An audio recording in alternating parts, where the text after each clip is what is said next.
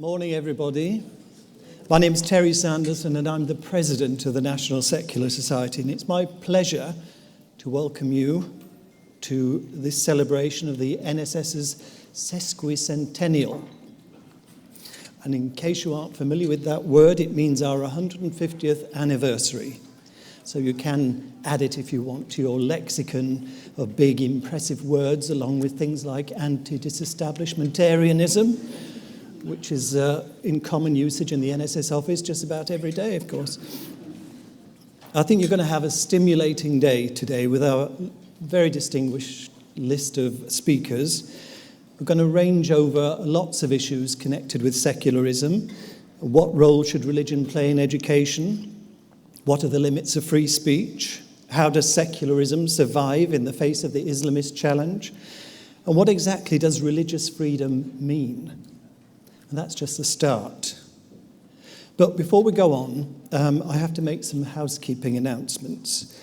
The exits are well signposted, and if the fire alarm should go off, please make for them. Lunch will be through that door at the back, near where the sign is for the National Secular Society. Tea breaks will obviously be there as well. And if I could ask you to switch your devices to silent during the debates and the speeches, that would be very helpful. Now, as I said before, this is our sesquicentennial. I'm sorry, I just like saying it. And I hope that you've managed to get a copy of our brief history. It's available at the back if you haven't got one. You'll see from that these 150 years have been packed with an almost revolutionary change. After centuries of religious rule, the churches have now lost most of their previous stranglehold, not only on our personal lives, but on our legislation. Many of what would have been regarded as religious laws, restrictions on abortion, divorce, birth control, homosexuality, women's suffrage, and free speech, have been swept away little by little. Only when you see it distilled into a timeline like the one you'll see in the brochure, do you realise just how profound the secularisation of Britain has been over a relatively short period. The details of each of those campaigns for reform would make a conference in themselves, but there's certainly no sitting back on our heels and resting on our laurels, imagining that the job's done. One of the first aims of the National Secular Society was to abolish the blasphemy laws in this country. Many attempts were made during those 150 years, and through sheer dogged persistence, the legal protection of religion from being offended was gradually whittled away. I'm pleased to say that it was on my watch that the blasphemy law in this country was finally killed off in 2008.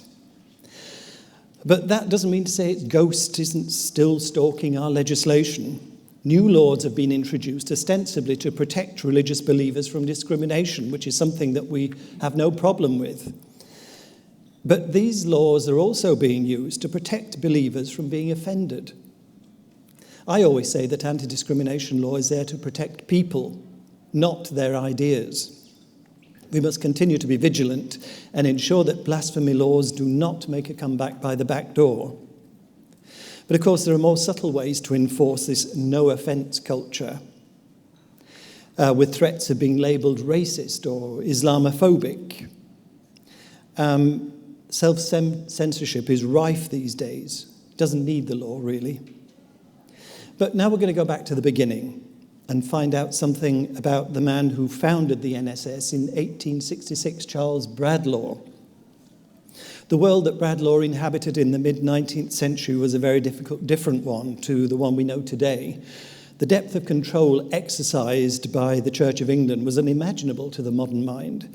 You couldn't go to Oxford or Cambridge universities unless you were practicing Anglican, and you certainly couldn't be a member of Parliament if you were an atheist. And it was that dilemma that faced Charles Bradlaugh, one of the country's most notorious atheists and freethinkers, when he was elected by the citizens of Northampton as their MP, that his great struggle began. Well, one expert on Bradlaugh's history is Deborah Lavin. and you'll be able to read her biography in your pack. Deborah's got an awful lot of knowledge of the beginnings of the NSS, and she's going to tell us about it now. She's done a lot of original research. So she may come up with things that you'd never thought of or never known about the NSS from its history. So welcome, please, Deborah Levin.